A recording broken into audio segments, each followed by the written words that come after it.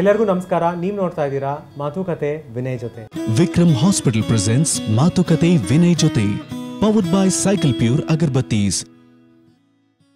ಚಿನ್ನಾರಿ ಮುತ್ತ ಅಂತ ಹೇಳಿದ ತಕ್ಷಣ ನಿಮ್ಗೆ ಯಾರು ಅಂತ ಗೊತ್ತಾಗುತ್ತೆ.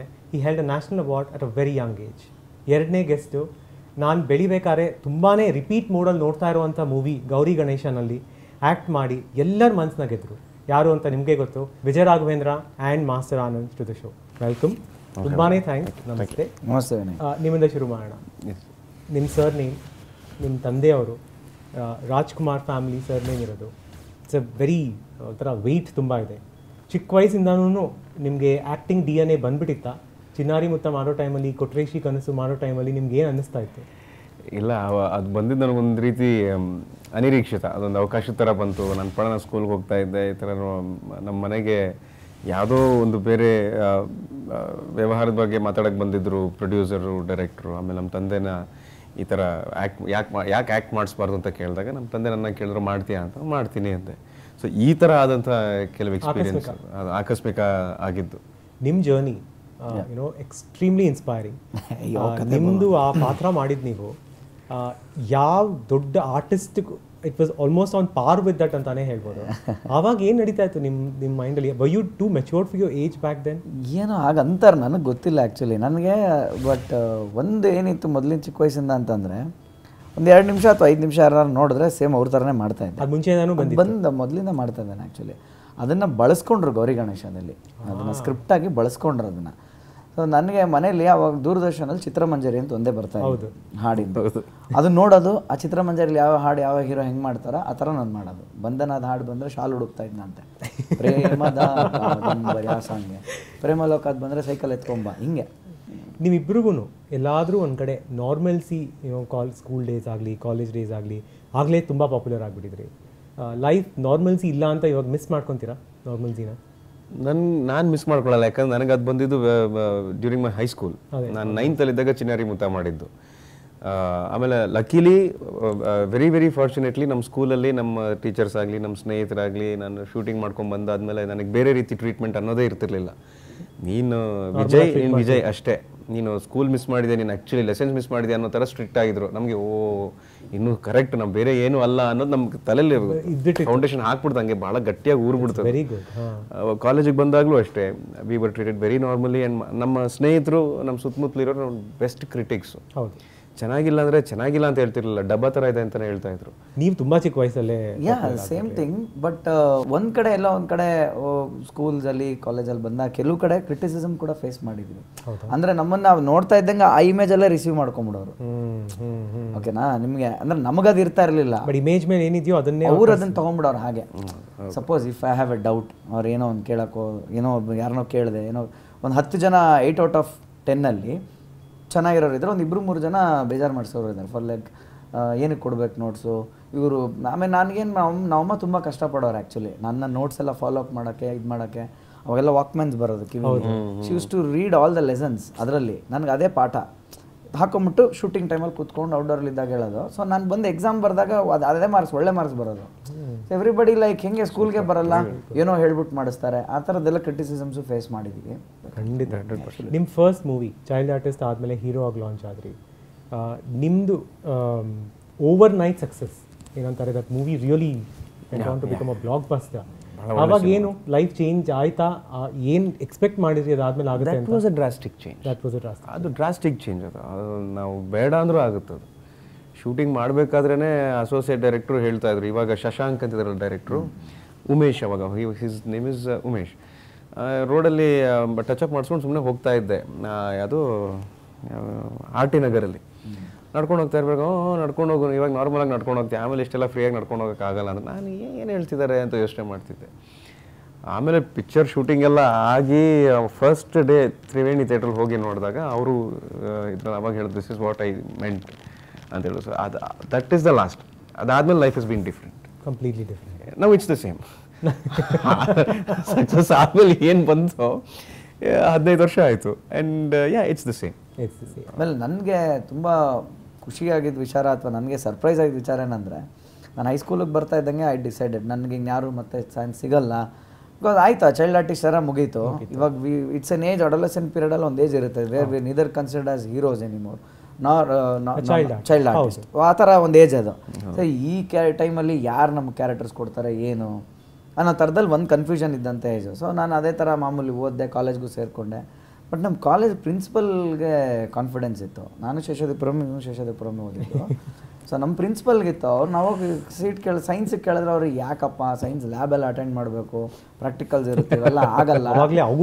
ಅವರು ಫೋರ್ಸಿ ಮಾಡಿದ್ದಾರೆ, ಸ್ಟೆಲ್ಲಿಂಗ್ ಲೈಕ್ ಇಲ್ಲ ಆಗಲ್ಲ ಅನ್ನಂದ, ಬೇಡಪ್ಪ ನೀನು ಕಾಮರ್ಸ್ ತಗೋ, ಡಿಸೆಂಟ್ ಆಗಿರುತ್ತೆ, 6 ತಿಂಗಳು 8 ತಿಂಗಳು ಬಾ, ಅಟೆಂಡೆನ್ಸ್ ಕೊಡ್ತೀನಿ ಮಾಡು ಅಂತ. ಬಟ್ ನಾನು ಇಲ್ಲ ಸರ್, ನಮ್ಗೆ ಯಾರು ಚಾನ್ಸ್ ಕೊಡ್ತಾರೆ, ಇವಾಗ ಹೆಂಗಿದೆ ಸಿನಿಮಾ, ಏನು ಮಾಡೋಣ ಅಂತ ಕಟ್ಟ ಮಾಡಿ ಸೈನ್ಸ್ ತೊಗೊಂಡೆ ನಾನು. ನೀವು ನಂಬ್ತಿರೋ ಬಿಡ್ತಿರೋ 1-1.5 ತಿಂಗಳು ನೆಟ್ಗೆ ಹೋಗೋದೆ ಅಷ್ಟೇ ಕಾಲೇಜ್ಗೆ. ಚಿತ್ರ ಅಂತ ಒಂದು ಫಿಲಮ್ಗೆ ಆಫರ್ ಬಂತು. ಚಿತ್ರ ಅನ್ನೋ ಫಿಲಮ್, ಅದು ಜಿಂಕೆ ಮರಿ ಓಡ್ತಾ ಇತ್ತು ಸಾಂಗ್ ಇದೆ, ಎಲ್ಲ ಬರೀ ಪಡ್ಡೆ ಹುಡುಗರು ಥರದೇ ಸಬ್ಜೆಕ್ಟ್ ಅದು. ತೆಲುಗುಲಿ ಚಿತ್ರಂ ಅವಾಗ ತಾನು ಗೊತ್ತಾಗಿತ್ತು. ಸೊ ತೆಲುಗುವಿಂದ ಕನ್ನಡಕ್ಕೆ ಮಾಡೋದು ಒಂದು ಟ್ರೆಂಡ್ ಥರ ಆಗ್ಬಿಟ್ಟಿತ್ತು ಅವಾಗ. ಎಲ್ಲ ಯಂಗ್ಸ್ಟರ್ಸ್ ನಿನಗಾಗಿ ಎಲ್ಲನೂ ಅದೇ ಥರನೇ ಆಯಿತು. ಸೊ ಮಾಡಿದ್ವಿ, ಸೂಪರ್ ಡೂಪರ್ ಹಿಟ್ಟು. ಸರಿ ಓಕೆ, ಏನೋ ಒಂದಾಗ್ಬೋದು ಸರಿ. ನೆಕ್ಸ್ಟ್ ನೋಡ್ರೆ 16 ಅಂತ, ಅದನ್ನ ಕನ್ನಡ ಮಾಡಿದ್ವಿ ಫ್ರೆಂಡ್ಸ್ ಆಯ್ತು. ಆಮೇಲೆ ದೇವ್ರವ್ರನ್ನ ಕೊಟ್ರೆ ಹಿಂಗೆ ಕಂಟಿನ್ಯೂಸ್ ಆಗಿ ಮತ್ತೆ ಶುರು ಆಗಿದ್ದು. ಸೊ ಅದೇ ಎಜುಕೇಷನ್ ಲೆಕ್ಕಕ್ಕೆ ಅಲ್ಲಿಗೆ ಒಂಥರ ತುಂಬ ಡಿಸ್ಟರ್ಬ್ ಆಗೋಯ್ತು ಆ ವರ್ಷ ನನಗೆ. ನಾನು ಸೈನ್ಸ್ ಕಂಪ್ಲೀಟ್ ಮಾಡ್ಕೊಳಕ್ಕೆ ಆಗಲಿಲ್ಲ ಈವನ್ ಟುಡೇ. ಆಮೇಲೆ then I shifted to commerce again and then pursued my degree. But ನಿಮ್ಮ ಇಬ್ಬರು ಲೈಫಲ್ಲೂ ಒಂದು ಕಾಮನ್ ಏನಂದರೆ ಅಪ್ಸ್ ಆ್ಯಂಡ್ ಡೌನ್ಸ್ ಎಲ್ಲರ ಲೈಫಲ್ಲೂ ಇದೆ. It's very very common. So ನೀವು ರೋರಿಂಗ್ ಸಕ್ಸಸ್ ನೋಡಿದ್ರಿ, you saw lot of lows, you seen high. So circle ಥರ ಹೋಗಿ ಬಂದು ಮಾಡ್ತಾ ಇದೆ. ಸೊ ಪೀಪಲ್ ಸೇ ಸಕ್ಸಸ್ ತೊಗೊಳೋದಕ್ಕಿಂತ ಫೇಲಿಯರ್ ತೊಗೊಳೋದು ತುಂಬ ಕಷ್ಟ ಅಂತ. ಸೊ ಆವಾಗ ಹೆಂಗೆ ಹ್ಯಾಂಡಲ್ ಮಾಡಿದ್ರಿ? ಯಾರು ನಿಮ್ಮ ಸಪೋರ್ಟ್ ಸ್ಟ್ರೆಂತ್ ಆವಾಗ ಹೆಂಗೆ ನಿಮ್ಮ ಮೈಂಡ್ಸೆಟ್ನ ಇದು ಮಾಡ್ಕೊಂಡ್ರಿ? ಸತ್ಯ ಹೇಳಿದ್ರಿ ನೀವು, ಸಕ್ಸಸ್ನ ಭಾಳ ಖುಷಿಯಾಗಿ ತೊಗೋದಿ, ಬಟ್ ಫೇಲಿಯರ್ ತೊಗೊಳೋದು ಕಷ್ಟನೇ ಅಂತ. ಬಟ್ ತೊಗೊಳ್ಬೇಕಾಗುತ್ತೆ. ಅಲ್ಲಿ ಬರೋದು ಮುಖ್ಯವಾದ ವಿಚಾರ ನಮ್ಮ ತಂದೆ ತಾಯಿರು ಬರೋದಲ್ಲಿ. That their role plays a very big, that it takes a very big importance there. ಯಾಕಂದರೆ ಅವ್ರು ನಮ್ಮ ತಂದೆ ಹೇಳಿದ್ದು ಅಷ್ಟೇ, ನೀನು ಸಕ್ಸಸ್ ಅಷ್ಟು ಖುಷಿಯಾಗಿ ತೊಗೋತೀಯಲ್ವಾ, ಫೇಲ್ಯೂರ್ ಬಂದಾಗ ತಗೋ. ಮೊದಲನೇ ಫ್ಲಾಪ್ ಯಾವಾಗ ಆಗಿದ್ದು? Romeo Juliet was not as successful as these two films. So ಅಲ್ಲಿ there started the number of there started the game of numbers. So ಅಲ್ಲಿ ನಿಧಾನಕ್ಕೆ there was a dip, there was a gradual dip. ಅದಾದ್ಮೇಲೆ ಮತ್ತೆ shaky ಆಗ್ತಾ ಇತ್ತು. ಆಮೇಲೆ ವಿಜಯ್ ಸಿಂಹ, ಅವಳೆ ನನ್ನ ಗೆಳತಿ, ದೆನ್ ಖುಷಿ, ರಿಷಿ, ಸೇವಂತಿ ಕಲ್ಲರಳಿ ಹೂವಾಗಿ ಅಂತ ಗ್ರಾಫ್ ಮತ್ತೆ ಹಿಂಗೆ ಹೋಯ್ತು. ಅದ್ರಲ್ಲಿ ಮತ್ತೆ down. Then I started doing comedy, ಆಮೇಲೆ ಮಲ್ಟಿ ಸ್ಟಾರರ್ ಮಾಡ್ತಾ ಇದ್ದೆ. ಬಟ್ ನಿಮಗೆ ಈ ಇಂಡಸ್ಟ್ರಿ ನಿಮ್ಮ ಟ್ಯಾಲೆಂಟ್ಗೆ ಜಸ್ಟಿಸ್ ಮಾಡಿದೆ ಅಂತ ಅನ್ಸುತ್ತಾ? ಖಂಡಿತ ಅನ್ಸುತ್ತೆ. ಎಕ್ಸ್ಪ್ಲಾಯ್ಟ್ ಮಾಡಿದ್ಯಾ ನಿಮ್ಮನ್ನ? ಕೆಲವು ಕಡೆ ಅಸಮಾಧಾನ ಇರುತ್ತೆ, ಅನ್ಕೊಂಡಿದ್ದಾಗಲಿಲ್ಲ ಅಂತ ಅನಿಸ್ತಾ ಇರುತ್ತೆ. ಬಟ್ ನೆಕ್ಸ್ಟ್ ಅದು ಎಲ್ಲಿ ಕವರ್ ಆಗ್ಬಿಡುತ್ತೆ ಅಂದರೆ ನೆಕ್ಸ್ಟ್ ಇನ್ನೊಂದು ಕೆಲಸ ಸಿಕ್ಕಿದಾಗ ನನಗೆ ಕೆಲಸ ಸಿಕ್ಕಿದೆ, ನಾನು ಕೆಲಸ ಮಾಡ್ತೀನಿ, ನನಗೆ ಇಷ್ಟ ಇರೋ ಕೆಲಸ ನಾನು ಮಾಡ್ತಿದ್ದೀನಿ ಇಂಡಸ್ಟ್ರಿಯಲ್ಲಿ, ನನ್ನ ಜನ ನನ್ನ ಜೊತೆಲಿದ್ದಾರೆ. ಆಮೇಲೆ ಏನೇ ಸಿನಿಮಾ ಮಾಡಿದ್ರು, ಯಾವ್ದಾರು ಒಂದು ಸಿನಿಮಾ ಅನೌನ್ಸ್ ಆದರೂ ಜನ ಸ್ವಲ್ಪ ಹೇಳ್ತಾರೆ, ವಿಜಯ್ ರಾಘವೇಂದ್ರ ಒಂದು ಸಿನಿಮಾ ಮಾಡ್ತಿದ್ದಾನೆ, ನಾನ್ ಸೆನ್ಸ್ ಮಾಡಲ್ಲ, ಒಂದು ಅವಕಾಶ ಕೊಡೋಣ, ನೋಡೋಣ ನೆಕ್ಸ್ಟ್ ಏನು ಮಾಡ್ತಾನೆ. ನೀವು ಫೇಲಿಯರು ಬಾಗಿಲು ಹಾಕೊಂಡು ಹತ್ತಿದ್ಯಾ? ಸಿ ಒಂದು ತುಂಬ ಇಂಪಾರ್ಟೆಂಟ್ ಆ್ಯಂಡ್ ಸೂಕ್ಷ್ಮವಾದ ವಿಷಯ ಒಂದು ಹೇಳ್ತೀನಿ, ಕೇಳಿಸ್ಕೊಂಡು ನಿಮಗೆ. ನಾನು ಫೇಸ್ ಮಾಡಿರೋದು ತುಂಬ ಪ್ರಾಕ್ಟಿಕಲಾಗಿ ನೋಡಿರೋವಂಥದ್ದು. Getting a stardom in childhood ಇದೆಯಲ್ಲ, it's a gift and curse. ಹೌದು, tell you why. You are a star when you don't know what it is. ನೀವು ಯಾರು ಅಂತ ನಿಮಗೆ ಗೊತ್ತಿಲ್ಲದಾಗಲೇ ಅರ್ಥನೇ ಗೊತ್ತಿಲ್ಲ, ಸ್ಟಾರ್ಡಮ್ ಗೊತ್ತಿಲ್ಲ, ಏನೂ ಗೊತ್ತಿಲ್ಲ, ನೀವು ಅವಾಗ ರೆಕಗ್ನೈಸೇಷನ್ ಸಿಕ್ಬಿಟ್ಟಿದೆ ನಿಮಗೆ. ವಾಟ್ ಇಫ್ ಆ ಟ್ರಾನ್ಸಿಷನ್ ಸರಿಯಾಗಿ ಆಗಲಿಲ್ಲ ಅಂತಂದರೆ, when you're in your teens and when you come to the real market for the competition, ಅವಾಗ ಸರಿಯಾಗಿ ನೀವು ಫಿಟ್ ಇನ್ ಆಗಲಿಲ್ಲ ಅಂತಂದ್ರೆ ಎಂಥ ದೊಡ್ಡ ಕಷ್ಟ ಆಗುತ್ತೆ ಅದು ಮ್ಯಾಚ್ ಆಗೋದು. ನಿಮ್ಮನ್ನು ಏನೇ ಮಾಡಿದ್ರು ಆ ಚಿಕ್ಕ ವಯಸ್ಸಿನ ಕ್ಯೂಟ್ನೆಸ್ಗೆ ಮ್ಯಾಚ್ ಮಾಡ್ತಾರೆ. ಸೋ ಕ್ಯೂಟ್, ಸೊ ಇದು ಹಂಗೆ ಹಿಂಗೆ ಕಂಪ್ಯಾರಿಸನ್ಸ್ ಬಂದುಬಿಡುತ್ತೆ. ಈಗ ನಮ್ಮ ದಾಡಿ ಮೀಸೆ ಇದನ್ನೆಲ್ಲ ಡೈಜೆಸ್ಟ್ ಮಾಡ್ಕೊಂಡಿದ್ದಾರೆ ಅಂದರೆ ಎಲ್ಲೋ ಒಂದು ಕಡೆ ಖುಷಿ, ಏನೋ ಮ್ಯಾಚ್ ಆಗ್ತಿದೆ ಅನ್ನೋ ನಮ್ಮನೇನೋ ಚೇಂಜಸ್. ವಿಜಿಲಾಗಲಿ ನನ್ನಲ್ಲಾಗಲಿ ತುಂಬ ಚೇಂಜಸ್ ಇಲ್ಲ ಚೈಲ್ಡ್ಹುಡಲ್ಲಿ, ಓಕೆನಾ? ಕಂಪೇರ್ ಮಾಡಿದ್ರೆ ನಮ್ಮ ಫೋಟೋಗಳು ನೋಡ್ಬೋದು. What if that has not change, that has change a drastic change ತೊಗೊಳ್ಳಲ್ಲ, ರಿಸೀವೇ ಮಾಡೋದಿಲ್ಲ ಒಂದು. ಆಮೇಲೆ ತುಂಬ ನಾನು ಓಪನ್ ಆಗಿ ಎಲ್ಲರಿಗೂ ಕೇಳೋಕ್ಕೆ ಇಷ್ಟಪಡ್ತೀನಿ. ನಮಗೆ ತುಂಬ ಕಂಪ್ಯಾರಿಸನ್ಸ್ ಹೇಳ್ತಾರೆ ಬೇರೆಯವ್ರದ್ದು. ಅವ್ರು ಎಷ್ಟು ಕಷ್ಟಪಟ್ಟಿದ್ರು ಗೊತ್ತಮ್ಮ, ಯಾರು ಆಫೀಸ್ ಹತ್ರ ನಿಂತಿದ್ರು ಗೊತ್ತಾ, ಯಾರು ಕಾಲು ಬಿದ್ದರು ಗೊತ್ತಾ, ಯಾರು ನಮಸ್ಕಾರ ಮಾಡಿದ್ರು ಗೊತ್ತಾ, ಇದೆಲ್ಲ ಅವ್ರು ಯಾವಾಗ ಮಾಡಿದ್ರು, ಅವ್ರು ಯಾರು ಅಂತ ಯಾರಿಗೂ ಗೊತ್ತಿಲ್ಲದವ್ರಾಗ ಮಾಡಿದ್ರು. ಓಕೆ, ರೆಕಗ್ನೇಷನ್ ಸಿಕ್ಕಿದ ಮೇಲೆ ಯಾರು ಹಂಗೆ ಮಾಡಿದಾರಾ? ವೆನ್ ದಟ್ ಡೌನ್ ಫಾಲ್ ಆದಾಗ ಹೇಳಿ ನೋಡೋಣ. Very less example. ನಮಗೆ ಚಿಕ್ಕ ವಯಸ್ಸಲ್ಲಿ ಅಷ್ಟೆಲ್ಲ ಸಿಕ್ಕಿ ಅವೆಲ್ಲ ಮಾತಾಡಿದ್ಮೇಲೆ ಈಗೇನೋ ಒಂದು ಗ್ಯಾಪ್ ಇದೆ ಅಂದ ತಕ್ಷಣ ಯಾರ ಹತ್ರನೂ ಹೋಗೋಕ್ಕಾಗಲ್ಲ, ಯಾರನ್ನೂ ಕೇಳೋಕ್ಕಾಗಲ್ಲ, ಮಾಡೋಕ್ಕಾಗಲ್ಲ. Boss, you have seen me from my childhood, but you need introduction again? ತಿರ್ಗಾ ನಾನೇನು ಅಂತ ಹೇಳ್ಬೇಕಾ ನಿಮ್ಗೆ ABCD ಸ್ಟಾರ್ಟ್ ಮಾಡ್ಬೇಕಾ ನಾನು? ಹೌದು. Audition why can't you audition face ಮಾಡ್ಬೇಕಂದ್ರೆ ಹೆಂಗೆ 50 ಸಿನಿಮಾ ಮಾಡ್ಬಿಟ್ಟು ಸೊ ನಿಮ್ಗೆ ನಾನು ಪರಿಚಯ ಇಲ್ವಾ ಅಂತ ಪ್ರಶ್ನೆ ಉದ್ಭವ ಆಗುತ್ತೆ.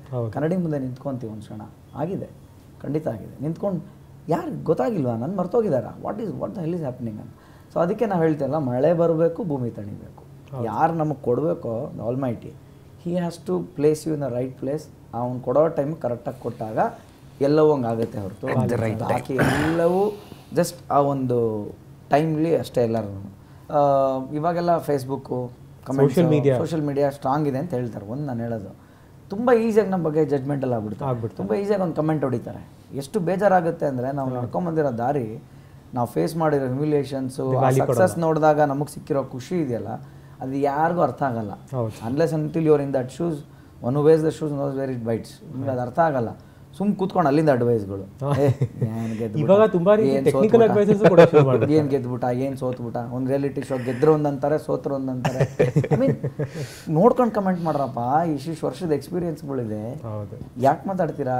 ತುಂಬಾ ಒಂಥರ ತುಂಬ ಹರ್ಟ್ ಆಗುತ್ತೆ. ಸೊ ಅವಾಗ ಅನ್ಕೊಳ್ಳೋದು ಬೆಟರ್, ನೋಡೋದೇ ಬೇಡ, ನಾವೇ ಲಾಗಿನ್ ಆಗೋದು ಬೇಡ. ಅದಕ್ಕೆ ನಾವು ಸಿಗಲ್ಲ. ನಾವು ಅದಕ್ಕೆ ಕೇಳ್ತಾರಲ್ಲ, ಯಾಕೆ ಸರ್ ನಮ್ಮ ಜೊತೆ ಮಾತಾಡಲ್ಲ ಅಂತ. ಯಾಕೆ ಮಾತಾಡ್ತೀವಿ? ಹೌದು, 3ನೇ ಮಾತಿಗೆ ನಮ್ಗೆ ಹರ್ಟ್ ಮಾಡ್ತೀರಾ ನೀವು, ಯಾಕೆ ಮಾತಾಡ್ಬೇಕು? ರಿಯಾಲಿಟಿ ಶೋ ಅನ್ನೋದು ಈಗ it's a must in everybody's life. ಸಂಜೆ ಆದರೆ ಏನಾದರೂ ಒಂದು ರಿಯಾಲಿಟಿ ಶೋಸ್ ನೋಡ್ತಾ ಇರ್ತೀವಿ ಮನೆಯಲ್ಲಿ. ಅದು ನಮ್ಮ ಲೈಫ್ದು ಒಂದು ಪಾರ್ಟ್ ಆಗಿಬಿಟ್ಟಿದೆ. ನೀವಿಬ್ರೂ ತುಂಬ important aspects of reality shows. ನೀವು India's one of the biggest reality shows ಗೆದ್ರಿ ಫಸ್ಟ್ ಸೀಸನಲ್ಲಿ. ನೀವು ರಿಯಾಲಿಟಿ ಶೋಸ್ ಹೋಸ್ಟ್ ಮಾಡ್ತಿದ್ದೀರಾ, you been a part of it. ಅದರ ಎಕ್ಸ್ಪೀರಿಯನ್ಸ್ ಬಗ್ಗೆ ಹೇಗಿತ್ತು? ನಿಮಗೆ ಹೋಗ್ಬೇಕಾದ್ರೆ ಭಯ ಆಯಿತಾ ಅಂಥದ್ದೊಂದು ಶೋಗೆ ಹೋಗಬೇಕು ಅಂತ? ಭಯ ಇರಲಿಲ್ಲ. ಫಸ್ಟ್ ಆಫ್ ಆಲ್ ನಾನು ಆ ಥರ ಒಂದು ಶೋ ಬಗ್ಗೆ ನನಗೆ ನಂಬಿಕೆನೇ ಇರಲಿಲ್ಲ. ಓಕೆ, ಹಿಂದಿಲೆಲ್ಲ ಮಾಡಿದಾಗ ನಾನು ಏನು ಶೋ ಇದು, ಯಾರು ಹೋಗ್ತಾರೆ, ಯಾರು ನೋಡ್ತಾರೆ, ಕನ್ನಡದಲ್ಲಿ ಇದೆಲ್ಲ ಮಾಡೋಕ್ಕೆ ಸಾಧ್ಯನೇ ಇಲ್ಲ. ಸೆಲೆಬ್ರಿಟಿ ಶೋ ಅಂತಾರೆ, ನಮ್ಮ ಕನ್ನಡದಲ್ಲಿ ಇರೋದೇ ನಾವು ಕೈ ಬೆರಳು ಎಣಕ್ಕೆ ಎಷ್ಟು ಸೆಲೆಬ್ರಿಟಿಗಳು. ಒಂದು ಸಲ ಮಾಡ್ಬಿಟ್ರೆ ಮುದೆ ಹೋಗ್ಬಿಡುತ್ತೆ, ಯಾರಿಗೆ ಈ ಥರ ಕೆಲಸ ಮಾಡೋಕ್ಕಾಚೆ, ಆ ಥರ ಯೋಚನೆ ಇದ್ದಿತ್ತು ನಂದು. ಅವಕಾಶ ಬಂದು ನನ್ನೇ ಕೇಳ್ಬಿಟ್ರು ಅವಕಾಶ. ಸೊ ಕೇಳಿದ ಕರೆಕ್ಟ್ ಏನು ಮಾಡೋದು ಇವಾಗ, ನನ್ನೇ ಕೇಳ್ಬಿಟ್ಟಿದ್ದಾರಲ್ಲ, ಏನು ಮಾಡಲಿ. ಆಮೇಲೆ ಅವ್ರು ಕೇಳಿದ ಟೈಮ್ ಎಂಥದ್ದು ಅಂದರೆ, ಆನಂದ ಹೇಳಿದಾಗೆ will have our own times of struggle ಅಂತ ಹೇಳಿದಲ್ಲ, ಅದು ಒಂದು ಟೈಮ್ ನನಗದು ಏನು ಅನ್ನೋದು ಒಂದು ಪ್ರಶ್ನೆ ಆಗಿತ್ತು ನನಗಾಗಲಿ, ನನ್ನ ವೈಫ್ಗಾಗಲಿ, ಮನೇಲಿ ಯಾವ ಥರ ಅಂತ. ಆವಾಗ ನಾನು ಫಸ್ಟ್ ಕೇಳಿದ ಪ್ರಶ್ನೆಗಳನ್ನ, ನಾನು ಹೋಗ್ಲಾ ಬೇಡವಾ ಅಂದೆ. ಹೋಗಿ ಬನ್ನಿ, ಅವಕಾಶ ಕೊಟ್ಟಿದ್ದಾರೆ, ಅದನ್ನು ಬೇಡ ಅನ್ನೋದು ಬೇಡ, ಯಾರು ಗೊತ್ತು ಏನಾಗುತ್ತೆ ಅನ್ನೋ ಥರ. ಆಮೇಲೆ ನಾನು ಹೋದಾಗ ನಾನು ಪ್ಯಾಕ್ ಮಾಡ್ಕೊಂಡು ಹೋಗಿದ್ದೆ 6 ವಾರಕ್ಕೆ. 6 ವಾರಕ್ಕೆ ನಾನು ಇರ್ತೀನಿ ಅಂದ್ಕೊಂಡು ಲಗೇಜ್ ತೊಗೊಂಡು ಹೋದವನು ನಾನು. 6 ವಾರ ಆದಮೇಲೆ ನನಗೆ ಏನು ಬರುತ್ತೋ ಅದು ನನಗೆ ಬೋನಸ್ಸು ಅಂತ ನಾನು ಅಂದ್ಕೊಂಡಿದ್ದು. ಸೊ ಹೋದೆ, ಮುಂದಕ್ಕೆ ಹೋಗ್ತಾನೆ ಇದ್ದೆ, ಬೋನಸ್ ಬರ್ತಾನೆ ಇತ್ತು. ಯಾವುದೋ ಒಂದು ನಂಬಿಕೆ ಮೇಲೆ ಹೋದೆ. ಆಮೇಲೆ by the end of it, rest of it is history. ನಿಮ್ಮ ಎಕ್ಸ್ಪೀರಿಯನ್ಸ್ ಹೇಗಿತ್ತು ಎಲ್ಲ ರಿಯಾಲಿಟಿ ಶೋಸ್ ನೀವು ಮಾಡಿರೋದ್ರಲ್ಲಿ? ತುಂಬ ಕಷ್ಟ ಪಡಬೇಕು ವಿನಯ್, ಯಾವುದು ಸುಲಭವಾಗಿ ಸಿಗೋದಿಲ್ಲ. ಸಕ್ಸಸ್ ಫಾರ್ಮುಲಾನೇ ಅದು. ಆ್ಯಕ್ಚುಲಿ ಅದಕ್ಕೆ ಫಾರ್ಮುಲಾ ಇಲ್ಲ, ಆ ಥರದ್ದು ಒಂದು ಫಾರ್ಮುಲಾ ಇದೆ ಅಂತಂದರೆ ಅದಕ್ಕೆ ಹಾರ್ಡ್ ವರ್ಕ್ ಪ್ಲಸ್ ಆರ್ಟ್ ಸಮಯದ ಒಂದು ಲಕ್. ಲಕ್ ಅಂದ್ರೇನು? When preparation meets opportunity, that is luck. Hosting experience ಹೇಗಿದೆ? ಹೋಸ್ಟಿಂಗ್ ಎಕ್ಸ್ಪೀರಿಯನ್ಸ್ ಅದನ್ನೇ ನಾನು ಹೇಳ್ತೀನಿ. ನನಗೆ ವೆನ್ ಈ ಸಬ್ಜೆಕ್ಟ್ ಈ ಮಾಡ್ತಾಯಿನಿ ಅಂತ ಬಂದಾಗ ಐ ಸೆಡ್ ಲೈಕ್ ನಾನಾಗಿ ಇದ್ಬಿಡ್ತೀನಿ. ನನಗೇನು ಬೇರೆ ಏನು ಹೇಳಬೇಡಿ ನನಗೆ, ಅಥವಾ ಆರ್ಟಿಫಿಷಿಯಲ್ ನಾನೇನು ಮಾಡೋಕ್ಕೆ ಹೋಗೋದಿಲ್ಲ. ಈಗ ಮಕ್ಕಳಿದ್ದಾರೆ ಅಂದ ತಕ್ಷಣ ನಾನೇನೋ ಅಂಬೆಗಲ್ಲಿ ಇಟ್ಕೊಂಡ್ಬರ್ಬೇಕು, ಕುಸ್ಮುಟ್ಟು ಹೊತ್ಕೊಂಡ್ಬರ್ಬೇಕು, ಮಾಡೋಣ. ಆ ಸಿಚುಯೇಷನ್ ಅರೈಸ್ ಆಯ್ತಾ, ಮಕ್ಕಳಿದ್ದಾಗ ಇನ್ಸ್ಟಂಟೇನಿಯಸ್ ಅನ್ನೋದು ಉಟ್ಕೊಳ್ಳುತ್ತೆ ಸ್ಟೇಜ್ ಮೇಲೆ, ಅವಾಗ ಮಾಡೋಣ. ನಾನೇನೋ ಒಂದು ಫಾರ್ಮೆಟ್ ಮಾಡಲ್ಲ, ನಾನು ಒಟ್ಟು ಬರ್ತೀನಿ, ಮಾತಾಡ್ತೀನಿ. ನಿಮ್ಮಿಬ್ರದ್ದು ಇನ್ನೊಂದು ಕಾಮನ್ ಫ್ಯಾಕ್ಟರ್ ಡಿರೆಕ್ಷನ್. ಈಗ ನೀವು ಡೈರೆಕ್ಟರ್ ಹ್ಯಾಟ್ ಹಾಕಿದ್ದೀರಾ, ನಿಮ್ಮ ಮೂವಿ ರಿಲೀಸ್ ಆಗ್ತದೆ. ಸೊ ನಿಮ್ದು ಎಕ್ಸ್ಪೀರಿಯನ್ಸ್ ಹೇಗಿತ್ತು? ಅದು ದುರಹಂಕಾರ ಬಂದ್ಬಿಡುತ್ತೆ, ಸ್ವಲ್ಪ ಮಿಸ್ಸರ್ ದುರಹಂಕಾರ ಬಂದ್ಬಿಡುತ್ತೆ. ಇವಾಗ ನಾನು ಡೈರೆಕ್ಟ್ರು, ನಾನು ಹೇಳಿದ್ನ ಮಾಡಲೇಬೇಕು, ನನಗೆ ಗೊತ್ತದು. ಬಟ್ ಅದನ್ನು ಮಾಡಿಸೋ ರೀತಿ ಮೇಲೆ ಮಾಡಿಸೋ ರೀತಿ ಇರುತ್ತೆ ಖಂಡಿತ. ಚೆನ್ನಾಗಿ ಖುಷಿಯಾಗಿ ಬನ್ನಿ, ಒಂದು ಟೀಮ್ ಥರ ಹೋಗೋಣ ಅಂದರೆ ಎಲ್ಲರೂ ಖುಷಿಯಾಗಿ ಮಾಡ್ತಾರೆ. ನಾನು ಡೈರೆಕ್ಟ್ರು, ನೀನು ಮಾಡಬೇಕು ಅಂದಾಗ ನಾನು ಹೇಳಿದ್ದು ಅಷ್ಟನ್ನೇ ಮಾಡ್ತಾನೆ. ನಿಮ್ಮದು ತುಂಬ ಮುಂಚೆನೇ ಡೈರೆಕ್ಷನ್ಗೆ ಇಲ್ದಿದ್ರಿ? ಹಾಂ, ಡೈರೆಕ್ಷನ್ ನಾನು I was youngest to direct mega serial. ಹೌದು, ಒಂದು ಮೆಗಾ ಅನ್ನೋ ಪ್ಲಾಟ್ಫಾರ್ಮ್ ಏನಿದೆಯಲ್ಲ, I was 23 when I directed mega. ಯಾರು ಮಾಡಿರಲಿಲ್ಲ ಆ ಏಜ್ಗೆ ಅಂತ. But one of the best serial. ಅದೇ ನಾನು ಹೇಳಿದ್ದು, ನನ್ನ ಎಜುಕೇಷನ್ ಹಿಂಗಾದ್ಮೇಲೆ ನಮ್ಮ ಮನೇಲಿ ಡಿಗ್ರಿ ಆದಮೇಲೆ ಇನ್ನೇನಾರು ಮಾಡ್ಕೊ ಅಂತಂದರು. So after doing my degree ಏನು ಮಾಡಬೇಕು, ಸಿನಿಮಾನೇ ಮಾಡಬೇಕು ಅನ್ನೋ ಥರದ್ದೆಲ್ಲ ಒಂದು ಇತ್ತು ನಮಗೆ. ಬಟ್ ಒಂದು ಟೀಮ್ ಜೊತೆಲಿ ಗೆಳೆಯರು ಎಲ್ಲ ಮನೆ ಬಿಟ್ಟು ಬೀದಿ ಸುತ್ತವ್ರು ಎಲ್ಲ MBBS ಹೋಲ್ಡರ್ಸ್ ಒಂದಷ್ಟು ಜನ ಇದ್ವಿ ನಾವು ಎಲ್ಲ MBBSನವರು ಎಲ್ಲ ಸೇರಿಕೊಂಡು ಈ ಸಿನಿಮಾನೇ ಮಾಡೋಣ ಅಂದರೆ ಕಷ್ಟ ಆಗುತ್ತೆ. ಆಮೇಲೆ I took advises which was good. But director ಅಂದರೆ ಫಸ್ಟ್ HR ಆಗಿರ್ಬೇಕು ಅವನು. He should know to communicate things and more than anything else learning attitude ಅನ್ನೋದು ಯಾವತ್ತಿಗೂ ಇರಬೇಕು. ಅವ್ನು ಡೈರೆಕ್ಟರ್ ಅಂತ ಸೀಟಲ್ಲಿ ಕೂತ್ ಮಾತ್ರಕ್ಕೆ ಮುಗೀತು I am the mentor year ಅಲ್ಲ. ಅಪೋಸಿಟ್ ಇರೋನು ಒಬ್ಬ ಬಚ್ಚ ಬಂದು ನನಗೇನೋ ಹೇಳ್ಕೊಡ್ಬೋದು ನಾಳೆ ದಿನ, ಅಥವಾ ಅವನೇನೋ ಮಾತಾಡೋದ್ರೆ ನನಗೇನೋ ಜ್ಞಾನೋದಯ ಆಗ್ಬೋದು. ಹೌದು, ನನ್ನ ಹತ್ರ ಯಾವಾಗಲೂ ಒಂದು ಕೇಳಿಸ್ಕೊಳ್ಳುವ ಕಿವಿನ ನಾನು ಓಪನ್ ಇಟ್ಕೋಬೇಕು, ಓಪನ್ ಎಂಡ್. ಅದಿದ್ದರೆ ಮಾತ್ರ ಅವಾಗ ಏನಾಗುತ್ತೆ, ನಾನು ಅದನ್ನು ಗ್ರಹಿಸ್ತೀನಿ, ಮೈಂಡಲ್ಲಿ ನಾನು ಅದಕ್ಕೊಂದು ಪ್ಲಸ್ ಮೈನಸ್ ಹಾಕ್ತೀನಿ, ಇದು ಔಟ್ಪುಟ್ ಏನು ಬರುತ್ತೆ ಅಂತ 4 ವ್ಯೂ ಮಾಡ್ತೀನಿ, ದೆನ್ ಈ ಕಡೆಯಿಂದ ಒಂದು ನಾನು ಅದಕ್ಕೆ ಕಮಾಂಡ್ ಕೊಡ್ತೀನಿ, ಅದೇ ಬರುತ್ತೆ.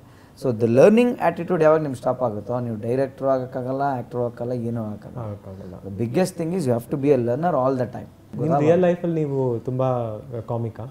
ಇಲ್ಲ, ಆ್ಯಕ್ಚುಲಿ ನಾನು ತುಂಬ ಸೀರಿಯಸ್, ತುಂಬ ಡಿಫ್ರೆಂಟ್, ತುಂಬ ಸೀರಿಯಸ್. ನಾನು ಸೀರಿಯಸ್ಸು, ಬಟ್ ಸರಿಯಾಗಿ ಯಾರ ಟೈಮಲ್ಲಿ ಕೊಡ್ತಾನೆ, ಸರಿ ಕೊಡ್ತಾನೆ dialogues. It is basically in built. ಇಲ್ಲಿ ರೀಸೆಂಟಾಗಿ ಹಂಗೆ ಆಯ್ತು. ಇಲ್ಲ, ನನಗೆ ಒಂದು ಖುಷಿ ಇದೆ, ಮಜಾ ಇದೆ. ನನಗೊಬ್ಬ ಫ್ರೆಂಡ್ ಮಾಸ್ಟರ್ ಮಂಜುನಾಥ್, ನಮ್ಮ ಸೀನಿಯರ್, ಬರಬೇಕಿತ್ತು. Manju, we miss you in the show buddy, love you. So ಸುಮಾರು ಜನ ನನಗೂ ಅವನಿಗೂ ಕನ್ಫ್ಯೂಸ್ ಮಾಡ್ಕೊತಾರೆ ಅಲ್ಲಿ ಕೆಲವು ವಿಷಯಗಳಿಗೆ. ನನ್ನ ಮಾತಾಡಿಸ್ತಾರೆ, ಫುಲ್ ಮಾತಾಡಿಸ್ತಾರೆ, ಚೆನ್ನಾಗಿದೆ, ಚೆನ್ನಾಗಿ ಆ್ಯಕ್ಟ್ ಮಾಡ್ತೀರಾ ಸರ್, ನೀವೆಲ್ಲ ಅದ್ಭುತ ಸರ್. ಮತ್ತು ಈ ರಣಧೀರಲ್ಲಿ ಹೆಂಗೆ ಸರ್ ನೀವು ಲಂಗೋಟಿ ಎಲ್ಲ ಹಾಕೊಂಡು ಮಾಡಿದ್ರಿ ಅಂತಾರೆ. ನಾನು ರಣಧೀರಲ್ಲಿ ಮಾಡಿರೋದು ಮಂಜುನಪ್ಪ. ನನಗೆ ಆಮೇಲೆ ಏನು ಹುಡುಗಿರು ಇದು ಯಾಕೆ ಹಿಂಗೆ ಆಡ್ತಿರೋ, ಸಖತ್ತಾಗಿ ಆಡಿದ್ದೀರಾ ಸರ್ ಅಂತಾರೆ. ಮಂಜು ಆಡಿರೋದು. ಆಗ ಅವ್ರನ್ನ ಅದೆಲ್ಲ ಅವ್ರ ಎಮೋಷನ್ಸ್ ಬ್ರೇಕ್ ಮಾಡಿ ಅದೆಲ್ಲ ನಾನು ಅಂತೇಳಿ ನನ್ನ ಸಿನಿಮಾಗೆ ನಾನು ಕರ್ಕೊಂಬಂದು ಲಿಂಕ್ ನಾನು ಮಾಡಲ್ಲ. ಹೌದು ಸರ್, ಹಂಸಲೇಖ ಅವ್ರು ಎಂಥ ಆಫರ್ ಕೊಟ್ಟರು ಸರ್ ನಮಗೆ, ಯಾರೋ ಹಂಗೆ ಮಾತಾಡ್ಸಿದ್ರು ನನಗೆ. ಏನು ನನಗೆ ಹಂಗಲ್ಲ, ಬಂದು ನಾವು ತಿಂತಾ ಇದ್ದೀವಿ, ನಾನು ದೋಸೆ ಇನ್ನೇನು ಬಾಯಿಗೆ ಹೋಗ್ಬೇಕು ಆ ಟೈಮಲ್ಲಿ ಬಂದ್ಬಿಟ್ಟು ಇವ್ನ ಪಕ್ಕದ ಯಾರೋ ನನಗೆ ಪರಿಚಯ ಇರೋ ಅಂತ ಬಂದರು. ಮಂಜುನಾಥ್ ಅವರು ಚೆನ್ನಾಗಿದ್ದೀರಾ ಅಂದರು. ನಾನು ಹಿಂಗೆ ಅನ್ನಕ್ಕೆ ಹೋಗಿದ್ದೀನಿ, ಕಾಲು ಹಿಂಗೆ ಒತ್ಬಿಟ್ಟ. ಇಲ್ಲ ಮಂಜುನಾಥ್ ಆನಂದ್ ಚೆನ್ನಾಗಿದ್ದೀನಿ ಸರ್, ಚೆನ್ನಾಗಿದ್ದೀನಿ. ಸರಿ ಮಾತಾಡ್ತಾ ಮಾತುಕತೆ ಮುಂದುವರೆದಿದೆ. ಹಂಗೆ ಇನ್ನೊಂದು ತುತ್ತು ಬಾಯಿಗೆ ಹೋಗ್ಬೇಕು, ಸಡನ್ ಆಗಿ ಇವನು ಸೈಲೆಂಟ್ ಆಗಿರ್ಬೇಕು ತಾನೆ, ಎಲ್ಲ ಅವ್ನು ಮಾಸ್ಟರ್ ಅನ್ನೋದು ಕಾಣ್ತಾನೆ ಇಲ್ಲ ಅಂದ. ನಾನು ಮಾಸ್ಟರ್ ಅಂದ. ಅವರು ಸುಮ್ಮನಿರ್ತಿಲ್ಲ. ಹೌದು ಸರ್, ಅವ್ರು ಯಾಕೆ ಬಂದಿಲ್ಲ ಅಂದ್ರು. ನನ್ನ ಕರ್ಮ ಗೊತ್ತಾಗಿಲ್ಲ ಅವ್ರಿಗೆ. ಅವ್ರಿಗೇನೋ ಅವಾಗ ಒಂಥರ ಕನ್ಫ್ಯೂಷನ್, ಮತ್ತು ಅದನ್ನ ಅಡ್ಮಿಟ್ ಮಾಡ್ಕೊಳಕ್ ಆಗ್ತಿಲ್ಲ ಅವ್ರಿಗೆ. ಈ ಸೀಸನಲ್ಲಿ, ಈ ಶೋನಲ್ಲಿ ನಾವೇನು ಅಡ್ವೊಕೇಟ್ ಮಾಡ್ತಾ ಇದ್ದೀವಿ, ಏನು ಹೇಳಕ್ಕೆ ಇಷ್ಟಪಡ್ತಾ ಇದ್ದೀವಿ ಅಂದರೆ ಹೆಲ್ತ್ ಅವೇರ್ನೆಸ್ ಬಗ್ಗೆ. ತುಂಬಾ ಬೇಜಾರಾಗುತ್ತೆ. ನಾವು ನೋಡಿಲ್ಲದೆ ಇರೋವಂಥ ಕಾಯಿಲೆ, ನಾವು ಕೇಳಿಲ್ಲದೆ ಇರೋವಂಥ ಹೆಸರುಗಳು, ವೈರಸ್ ಆಗಲಿ, ಲೈಫ್ ಥ್ರೆಟ್ನಿಂಗ್ ಇದಾಗಲಿ.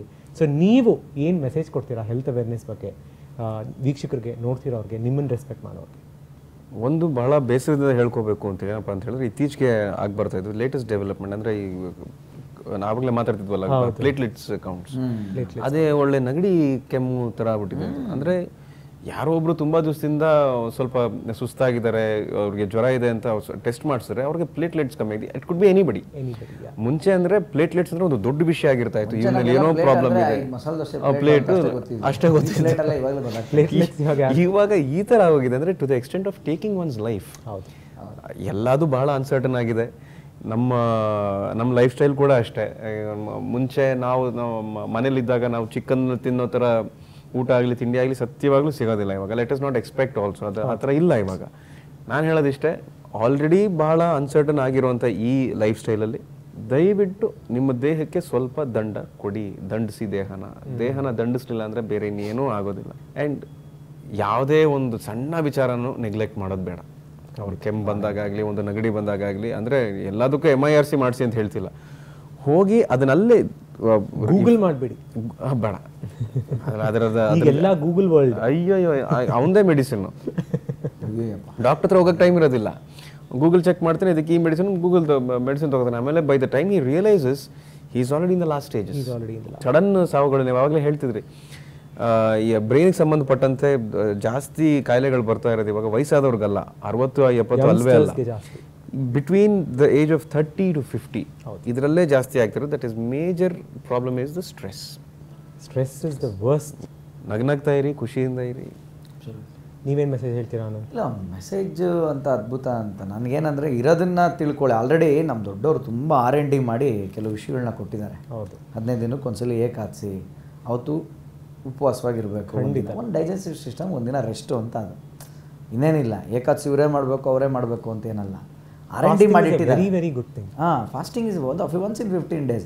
ಲಂಗಣಂ ಪರಮೌಷಧಂ ಅಂತಾರೆ. ಲಂಗಣವಾಗಿರೋದ್ರಿಂದ ಖಾಲಿ ಬಿಟ್ಕೊಂಡಿರೋದು ಪರಮೌಷಧಂ. ಅವತ್ತು ಒಂದಿನ ಎಲ್ಲ ಇರ್ತಕ್ಕಂಥದ್ದು ಅದನ್ನೆಲ್ಲ R&D ಮಾಡಿದ್ದಾರೆ. ಆಮೇಲೆ ಮಾತು ಬಲ್ಲವನಿಗೆ ಜಗಳವಿಲ್ಲ, ಊಟ ಬಲ್ಲವನಿಗೆ ರೋಗವಿಲ್ಲ. ವಾಟ್ ಎವರ್ ವಿ ಈಟ್, ನಾವು ಅದನ್ನು ಚೂಸ್ ಮಾಡೋದೇನಕ್ಕೆ ಅಂದರೆ ಬಿಕಾಸ್ ಈ ನಾಲ್ಗೆ ಕೇಳುತ್ತೆ ಅಂತ ಅಷ್ಟೇ. ಇದರಿಂದ ಕೆಳಗೆ ಇದಕ್ಕೆ ಹೊಟ್ಟೆ ತೊಗೊಳ್ಳೋದೇ ಕ್ಯಾಲ್ಕುಲೇಷನ್. ಎಷ್ಟು ಬರ್ತಾ ಇದೆಯಪ್ಪ ಮೇಲ್ಗಡೆಯಿಂದ ನನಗೆ, ಕ್ಯಾಲರೀಸ್ ಎಷ್ಟು ಬಂತು, ಎಷ್ಟು ಬಂತು, ವಿಟಮಿನ್ಸ್ ಎಷ್ಟು, ಪ್ರೋಟೀನ್ಸ್ ಬಂತು ಅಂತ ಅಷ್ಟೇ ಅದು ಕೇಳೋದು. ಅಫ್ಕೋರ್ಸ್ ಹೌದು, ಕಾಮನ್ ಮ್ಯಾನ್ ಅವೇರ್ನೆಸ್ ಇಲ್ದಾರ ನಾನು ಪ್ರೋಟೀನ್ ತಿಂತಾಯಿದ್ದೀನ, ಕಾರ್ಬೋಹೈಡ್ರೇಟ್ಸ್ ತಿಂತಾಯಿದ್ದೀನ ನೋಡ್ಕೊಂಡು ತಿನ್ನೋಕ್ಕಾಗಲ್ಲ. ಆದರೆ ತಿನ್ನೋದಿನ ಲಿಮಿಟ್. ಒಂದು ಸಂಜೆ 6:30 7 ಗಂಟೆ ಮೇಲೆ ತುಂಬ ಲೇಟ್ ನೈಟ್ ಊಟಗಳು ಮಾಡ್ತಕ್ಕಂಥದ್ದು ಅಂಥದ್ದು ಅವಾಯ್ಡ್ ಮಾಡ್ಕೋಬೋದು. ಹೌದು. ಆಮೇಲೆ ನಮ್ಮಲ್ಲಿ ಒಂದು ರಾಂಗ್ ಇದಿದೆ, ಊಟ ಎಲ್ಲ ಆದಮೇಲೆ ಫ್ರೂಟ್ ಸಾಲೆಡ್ ತಿನ್ನೋದು. ಫಸ್ಟ್ ಫ್ರೂಟ್ಸ್ ತಿನ್ನಬೇಕು.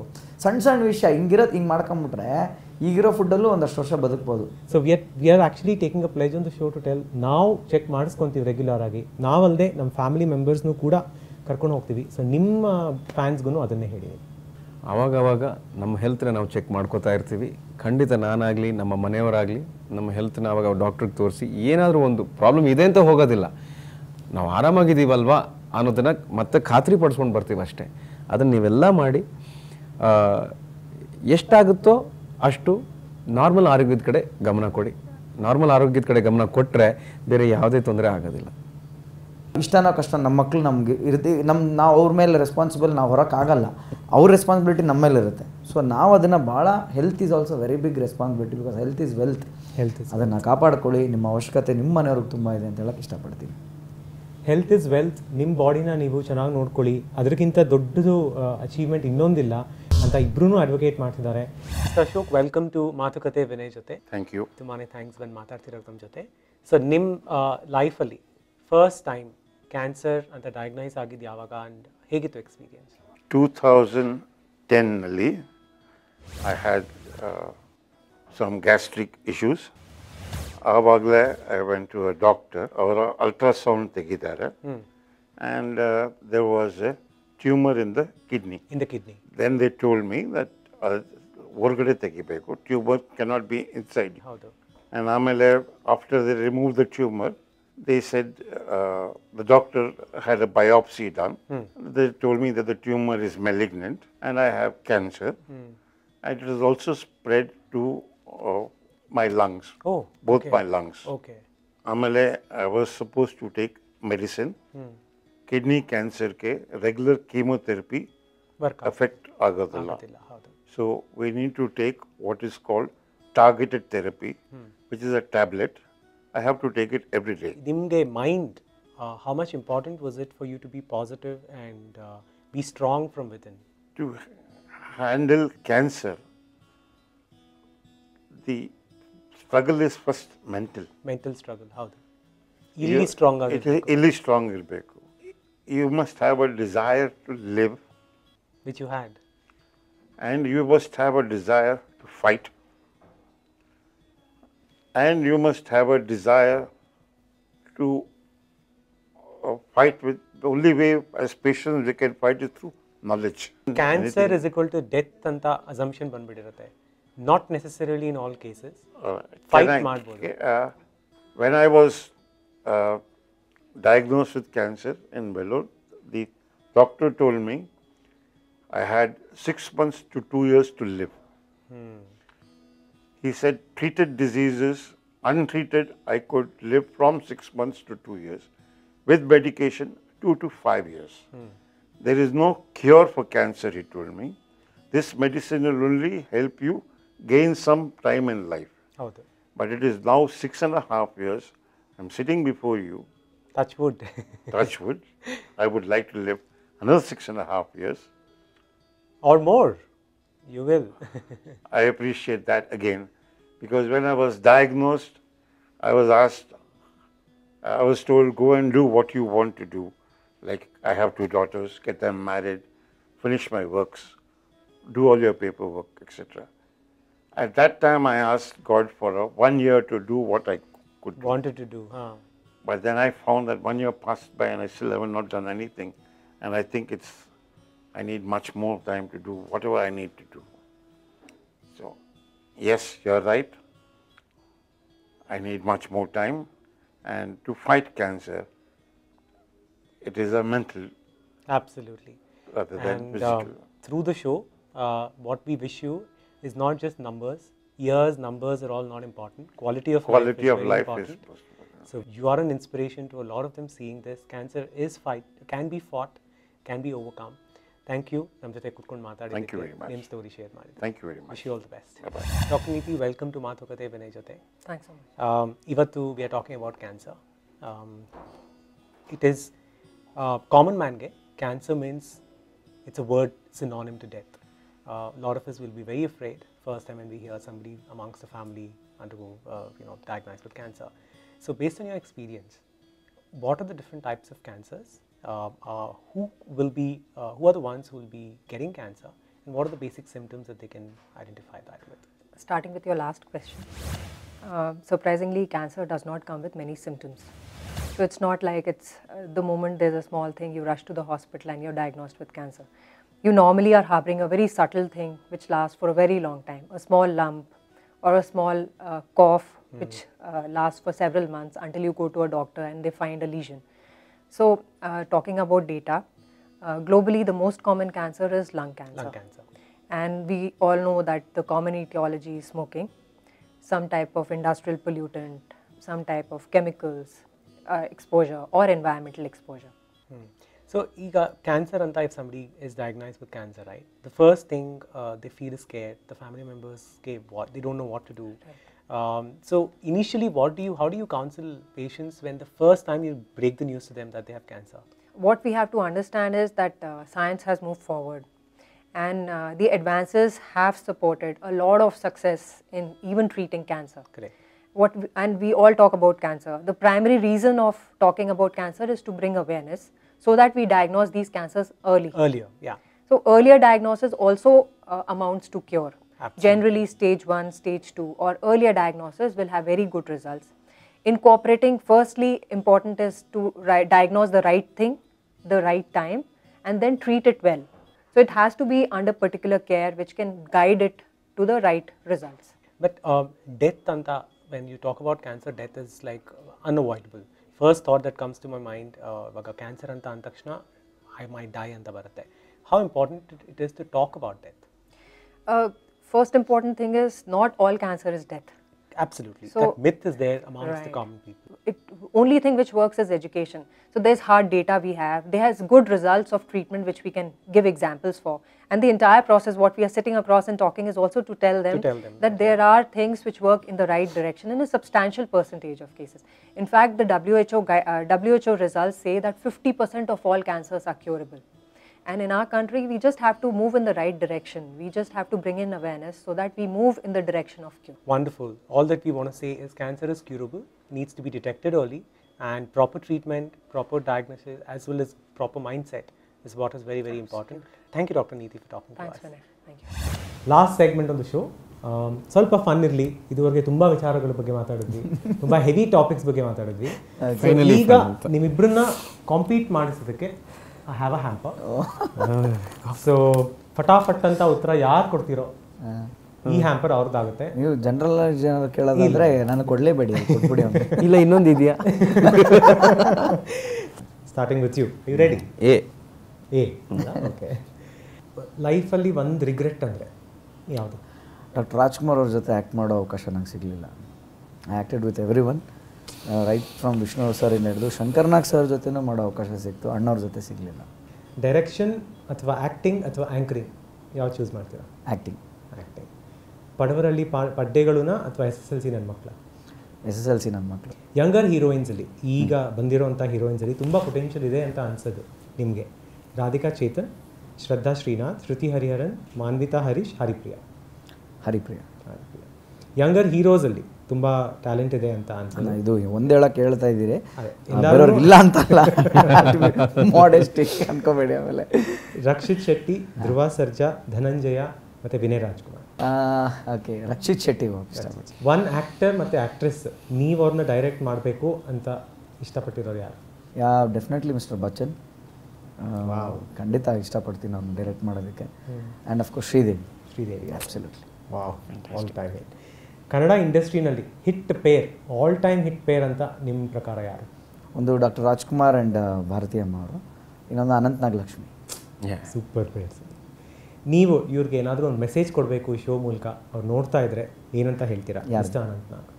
ಮೆಸೇಜ್ ಖಂಡಿತ ಇಲ್ಲ, ನಿಮ್ಮ ಬ್ಲೆಸ್ಸಿಂಗ್ಸಿಂದನೇ ನಾನು ಇವತ್ತು ಆ್ಯಕ್ಚುಲಿ ಇರೋದು. ಯಾಕಂದರೆ ಗೌರಿ ಗಣೇಶನ್ ಎಲ್ಲರೂ ಹೊಗಳ್ಬೋದು, ಆದರೆ ಆ ಸ್ಕ್ರೀನ್ ಮೇಲೆ ಆ ಸ್ಪೇಸ್ ಕೊಟ್ರಲ್ಲ, ಅಂದರೆ ಎಲ್ಲೋ ಒಂದು ಕಡೆ ಆ ಗಣೇಶನ ಪಾತ್ರ ಲಂಬೋದರನ್ ಕ್ಯಾರೆಕ್ಟ್ರನ್ನ ಓವರ್ಶೇಡ್ ಮಾಡಿದಾಗಲ ಹುಡುಗ ಮಾಡಲಿ, ಅವ್ನು ಹಂಗೆ ಮಾಡ್ರೇ ಜನ ಈ ಸಿನಿಮಾ ಲೈಕ್ ಮಾಡೋದು ಅಂತ. He gave that space for me, so I am wonderful, ever regardful to him.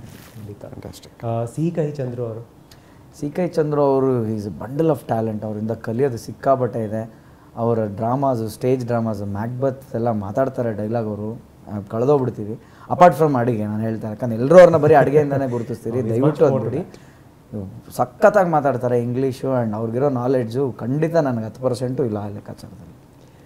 Ravichandran ಅವ್ರಿಗೆ ಏನಾದರೂ ಮೆಸೇಜ್ ಕೊಡಬೇಕು ಅಂದರೆ? You are the crazy star, ever crazy star. ನೀವೇ ನಿಮ್ಮಷ್ಟು ಕ್ರೇಜಿ ಯಾರಿಗೂ ಬರೋದು ಇಲ್ಲ, ಸಾಧ್ಯವೂ ಇಲ್ಲ ಅದು. ಸುಹಾಸಿನಿ ಅವರು. ಮುತ್ತಿನಹಾರ ಮೆಮೊರೀಸ್, ಅವ್ರು ಆಲ್ವೇಸ್ ನನಗೆ ನನ್ನ ಆನ್ ಸ್ಕ್ರೀನ್ ತಾಯಿಯಾಗಿ, ನೀವು ನನ್ನ ಮೊದಲನೇ ತಾಯಿ ನೀವು ಆನ್ ಸ್ಕ್ರೀನಲ್ಲಿ, ಹಾಗಾಗಿ ನಿಮ್ಮ ಮೇಲೆ ಆ ವಾತ್ಸಲ್ಯ ನನಗೆ ಸದಾ ಇರುತ್ತೆ. Special. Actually.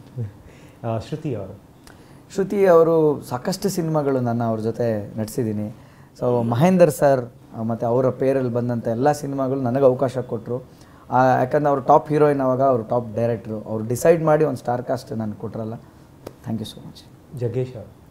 Is the timing king, comedy king ಅವರು. ಸೊ ಯಾವಾಗಲೂ ನಿಮ್ಮ ಒಂದು ಎಕ್ಸ್ಪೀರಿಯನ್ಸ್ ಮೂಲಕ ನಮ್ಮನ್ನು ಗೈಡ್ ಮಾಡ್ತಾ ಇರಿ ಅಂತ ಹೇಳಕ್ಕೆ ಇಷ್ಟಪಡ್ತೀನಿ. ಪಣಿರಾಮಚಂದ್ರ ಅವರು. ಪಣಿ ಅಂಕಲ್ ಬಂದುಬಿಟ್ಟು ಮತ್ತೊಮ್ಮೆ ಗೌರಿ ಗಣೇಶ ನೀವೇನಾದ್ರು ಪಾರ್ಟ್ 2 ಥರ ತಲೆಯಲ್ಲಿ ಇಟ್ಕೊಂಡಿದ್ರೆ ದಯವಿಟ್ಟು ನನ್ನನ್ನು ಕಾಸ್ಟ್ ಮಾಡಿ ಚಾನ್ಸ್ ಕೊಡಿ ನನಗೆ. ಸಾಧ್ಯ ಆದರೆ ನನ್ನ ಮಗನಿಗೂ ಚಾನ್ಸ್ ಕೊಡಿ. ಗಣೇಶನ್ ಪಾರ್ಟ್ಗೆ ಅವನು ಇವಾಗ ಚೆನ್ನಾಗಿ ಸೂಟ್ ಆಗ್ತಾನೆ. Thank you. ನಾಗಾಭರಣ ಅವರು.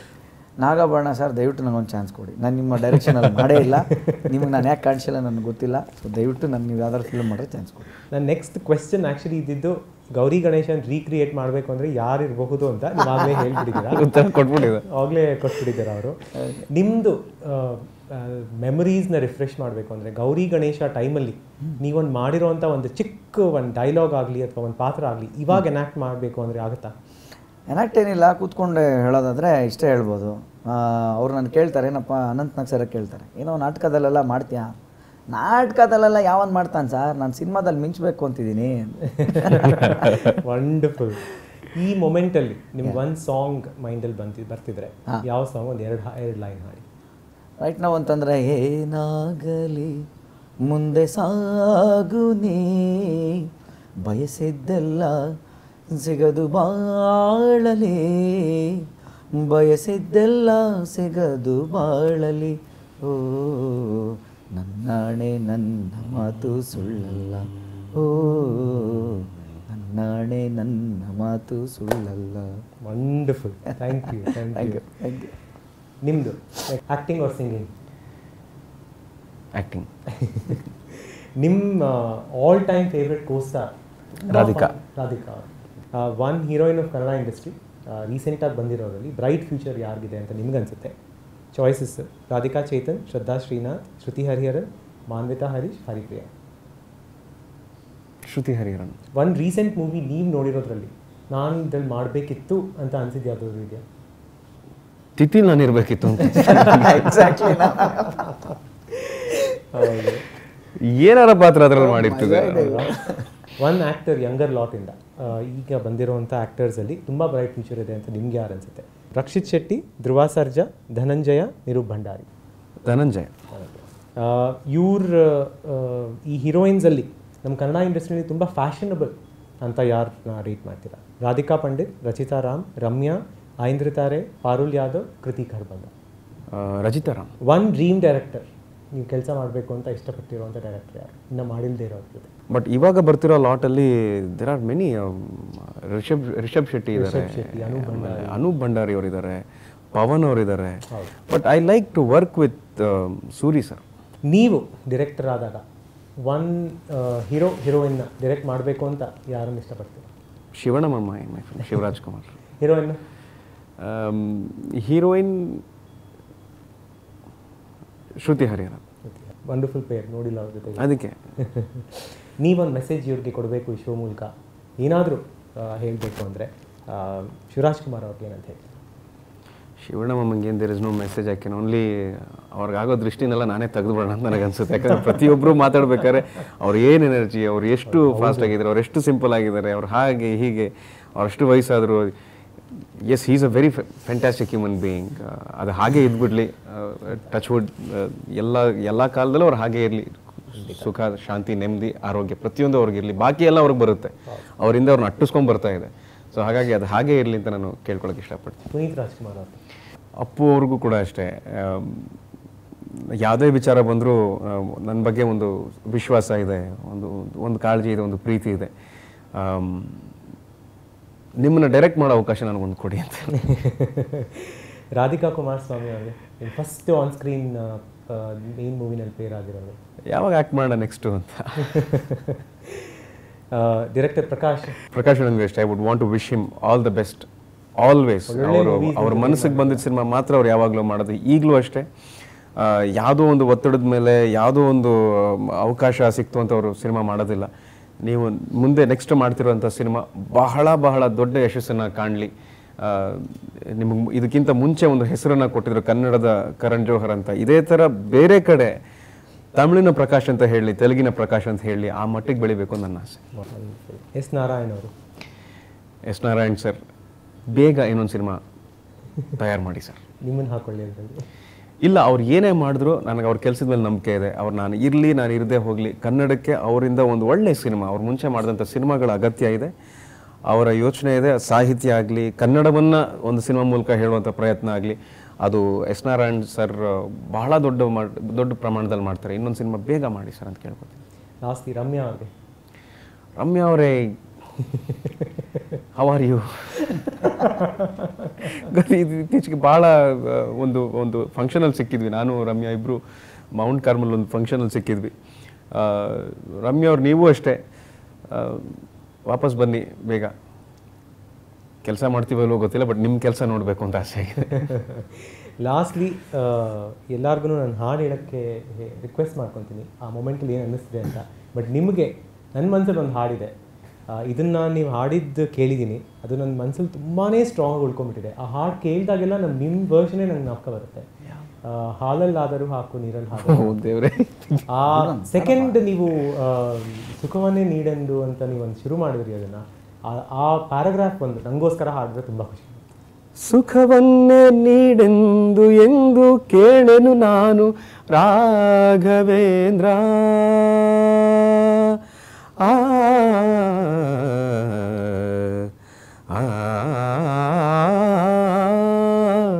ಸುಖವನ್ನೇ ನೀಡೆಂದು ಎಂದು ಕೇಳೆನು ನಾನು ರಾಘವೇಂದ್ರ,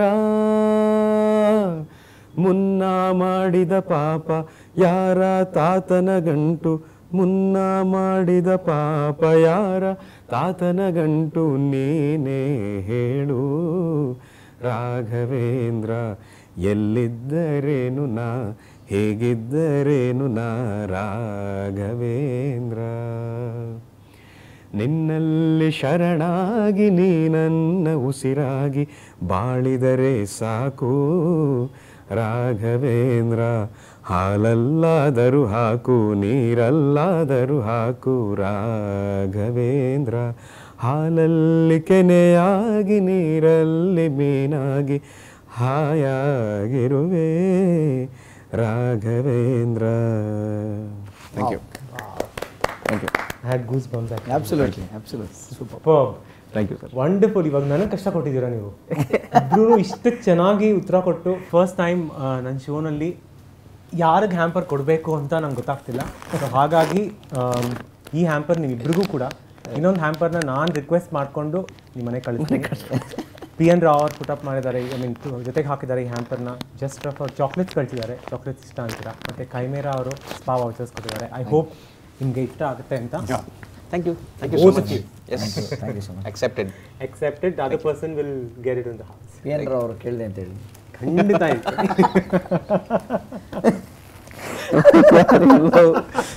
ಅಲ್ಲ PN ನಾನು ಯುನೋ ಲಾಸ್ಟ್ಲಿ ಒಂದು ಶೋ ನಿಮ್ಮಿಬ್ಬರ ಜೊತೆ ನಾನು ಮಾತಾಡಿದಾಗ, ನಿಮ್ಮ ಹತ್ರ ಮಾತಾಡ್ತಾ ಇದ್ದೀನಿ ತುಂಬ ದಿವಸದಿಂದ, ನಿಮ್ಮ ಹತ್ರ ಮಾತಾಡಿದೆ.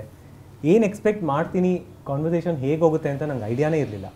But now I feel blessed. ನಾನು ತುಂಬಾ ಈ ಕಾನ್ವರ್ಸೇಷನಿಂದ I will take back.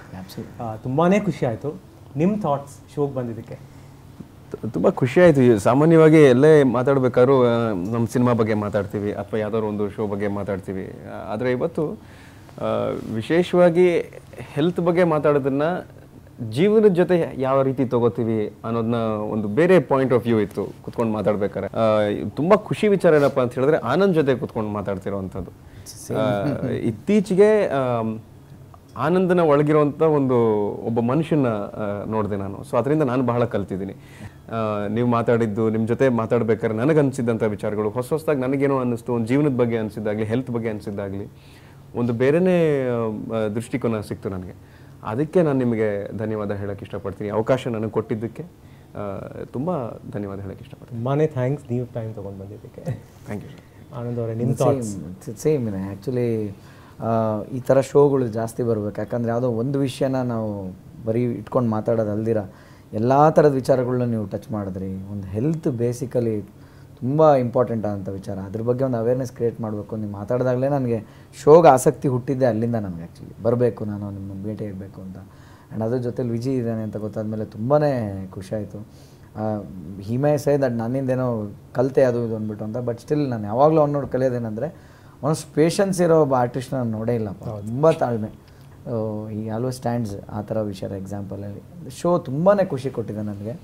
And ತುಂಬ ಥ್ಯಾಂಕ್ಸ್ ನಿಮಗೆ ನಮ್ಮನ್ನು ಒಟ್ಟಿಗೆ ಕೂರಿಸಿ ಮಾತಾಡಿದ್ದಕ್ಕೆ. ಸೊ ಒಂದು selfie before we let go.